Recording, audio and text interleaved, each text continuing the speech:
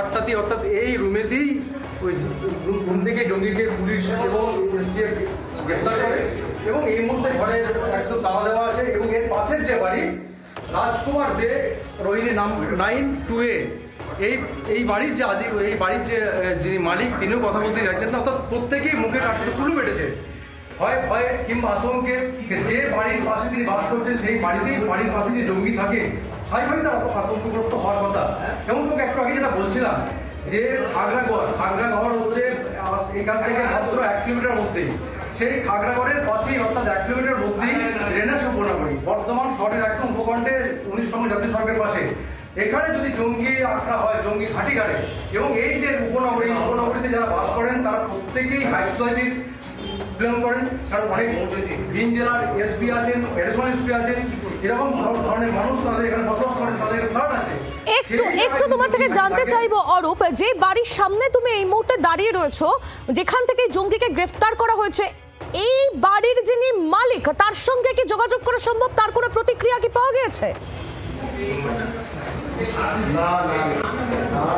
কাল রাত থেকে এই বাড়ির মালিক অর্থাৎ একটার মেয়েরাকে পাওয়া যাচ্ছে না, কারণ পুলিশ সম্ভবত তাকে নিয়ে গেছে, আটক করেছে, বা কোনো কারণে হয়তো তিনি এখানে নেই, এমনও হতে পারে।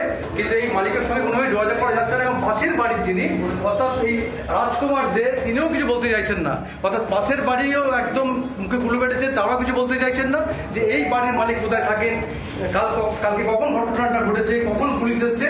অর্থাৎ পুলিশের পক্ষ থেকে প্রত্যেকেই বলে দেওয়া হয়েছে কেউ মুখ না খুলে, সেই কারণেই প্রতিবেশী রাস্তাতেই যে বাড়ি থেকে হাবিবকে গ্রেপ্তার করা হয়েছে, যে বাড়ি থেকে তাকে তুলে নিয়ে যাওয়া হয়েছে এসটিএফ এবং বর্ধমান থানার পুলিশ, সেই বাড়ির আশপাশে এবং এই যে আবাসন প্রত্যেকেই কার্যত মুখে কুলু বেটেছেন।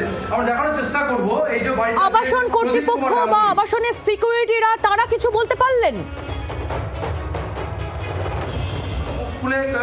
দরজা বন্ধ খুলছেন না, অর্থাৎ পুলিশের পক্ষ থেকে একদিকে যেমন তাদেরকে বলে দেওয়া হয়েছে, তেমনি পাশাপাশি যারা বাড়ির মালিক তারা এতটাই আতঙ্কগ্রস্ত, এতটাই ভীত সন্ত্রস্ত যে বর্ধমানের এমন একটা জায়গা রেনাস উপনগরী যেখানে হাইসোসাইটির মানুষজন বিলং করে, বাস করে, তাদের থেকে জঙ্গি ঘাঁটি কাটে, তাহলে তাদের তো ভয় একটা ব্যাপার থাকবেই। একেবারে অরূপ, তুমি আমাদের সঙ্গে থাকো।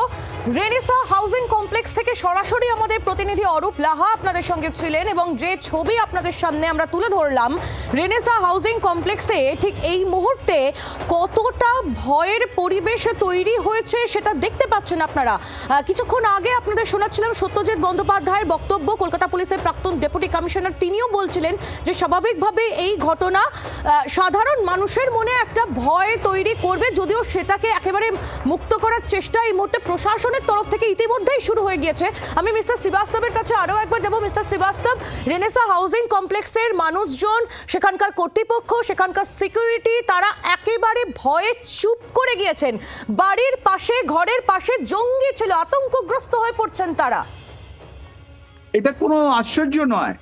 আমরা যারা দেখেছি এরকম অপারেশন যেটা করেছি, প্রথম দিকে আপনি বলুন তো হিজবুল্লাহ কোথায় থাকে, বেরুতে কোথায় থাকে হিজবুল্লাহ? ওর সব এইরকম হাই রাইজ বিল্ডিং এ থাকে এরা, রাইট? এর মধ্যে কোনো সন্দেহ নেই, এরা প্রথমে আসবে, একটা জায়গা নেবে যেখানে কারো মানুষের কোনো সন্দেহ নেই, একেবারে সাধারণ মানুষের মধ্যে মিশে থাকার চেষ্টা করে, তাই তো মিস্টার শ্রীবাস্তব? অ্যাবসলিউটলি, ওটা মিশে যাবার এটাই তো মডেল, এটাই তো আমরা স্টাডি করে দেখেছি। আপনি কি ভাবছেন ওরা জঙ্গলে থাকবে? নো, এই যে ওভার গ্রাউন্ড ওয়ার্কার যারা বলছি আমি, এই যারা জঙ্গি যারা আছেন, ওরা প্রথম দিকে মানুষকে পাঠায়, এরা আইজ এন্ড ইয়ার্স, জঙ্গি ঘটনা হওয়ার আগে এরাই ওদেরকে খবর পাঠিয়ে দেবে পেছন দিকে কি আমি এই রাস্তা দেখলাম, এখানে কালভার্ট দেখলাম, এখানে মানে একটা ছোট ব্রিজ দেখলাম, এখানে নালা দেখেছি, এরকম লোক আছে, এখানে বিদ্যুৎ এরকম আছে, বাড়ি এরকম আছে, এইসব এখানে গাড়ি আসা যাওয়া এরকম করে। আপনি মুখ্যমন্ত্রী কেন, ওখানে পশ্চিমবঙ্গে যতগুলো ইম্পর্টেন্ট বিজেপি লিডার আছে আমরা যোগাযোগ করেছি বঙ্গ বিজেপির প্রধান মুখপাত্র দেবজিৎ সরকার এই মুহূর্তে আমাদের সঙ্গে রয়েছেন। দেবজিৎ বাবু, জঙ্গিদের নিশানায় মুখ্যমন্ত্রী, আপনি নিশ্চয়ই খবরটা দেখেছেন, কি বলবেন? এই জিনিস বহুদিন ধরে চর্চা হয়েছে। আমরা প্রথম থেকেই 80-র দশক থেকে ভারতীয় জনতা পার্টি বলে আসছে যে অনুপ্রবেশ বিনা যুদ্ধে ভারত দখলের চক্রান্ত, বিভিন্ন সময়ে বিভিন্ন জিহাদি ইসলামিক বা র্যাডিক্যাল ইসলামিস্ট যেসব গোষ্ঠী আছে তারা এই রাজ্যকে ব্যবহার করেছে তাদের নিজস্ব ঘাঁটি হিসেবে, যাতে কিনা দেশের অন্য অঞ্চলে আক্রমণ সাজানো যায় এবং সেটা প্রমাণিত, বহুল প্রমাণিত। কিন্তু তা সত্ত্বেও এখানে ওই খাগড়াগড় আর তার আগে রশিদ খানের ডেরা, বাম আমলে এরম দু একটি জায়গা ছাড়া বড় কোনো নাশকতা বা রাজনৈতিক বড় নেতার হত্যা করার চক্রান্ত হয়নি। তার কারণটাই হচ্ছে এটা যে তৎকালীন যতগুলো রাজ্য সরকার ছিল, তথাকথিত রাজ্য সরকার যেগুলো দলীয় সরকার ছিল, তারা সবাই তোষণের রাজনীতিতে বিশ্বাস করত এবং তারা সবাই ভারতের টুকরে হোঙ্গে ইনশাল্লাহ ইনশাল্লাহ স্লোগানের অনুগামী ছিল, অনুসারী ছিল।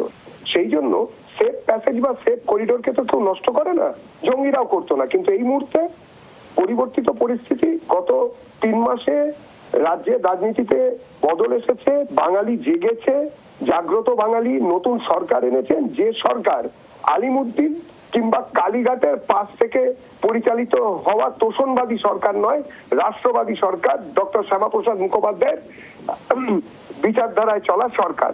এবং তাদের মুখ্যমন্ত্রী সম্মাননীয় শ্রী শুভেন্দু অধিকারী, তারা তো কখনো এই ধরনের জেহাদি জঙ্গিদের সঙ্গে হাত মেলাবেন না বা তাদের তোষণ করবেন না, সেই জন্য তাদের সরিয়ে ফেলার চক্রান্ত হবে, এটাই স্বাভাবিক।